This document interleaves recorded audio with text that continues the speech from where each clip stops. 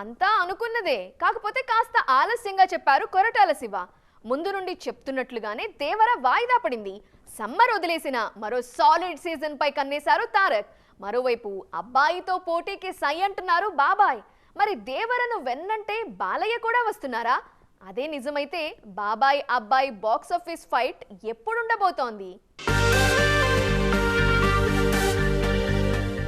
దేవర cinema వాయిదాపై clarity వచ్చేసింది. చాలా రోజుల నుంచి ప్రచారం జరుగుతున్నట్లుగానే ఏప్రిల్ 5 నుంచి ఏకంగా 6 నెలలు పోస్ట్ పోన్ అయిపోయింది దేవర. సమ్మర్ సీజన్ మిస్ చేసుకున్నా సాలిడ్ సీజన్ పై కన్ను వేశారు తారక్. దసరాకు దేవర విడుదల కానున్నట్లు ఖరారు చేశారు మేకర్స్. అక్టోబర్ 10న ఈ చిత్రం విడుదల కానుంది.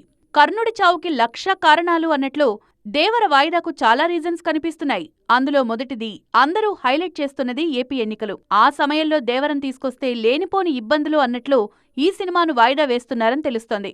మరోవైపు అనిరుద్ ఇప్పటి వరకు ఒక్క పాట కూడా ఇవ్వలేదు. దాంతో షూట్ కూడా అవ్వలేదు. దేవరకు 4 పాటలు బ్యాలెన్స్ ఉన్నారు అనిరుద్.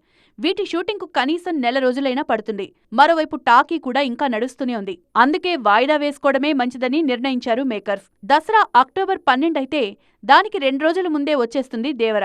అయితే బాలయ్య, బాబీ సినిమా సైతం దసరాకే టార్గెట్ చేస్తున్నట్లు తెలుస్తోంది. 2023లో దసరాకే భగవంత్ కేసరితో వచ్చి హిట్ కొట్టారు బాలయ్య.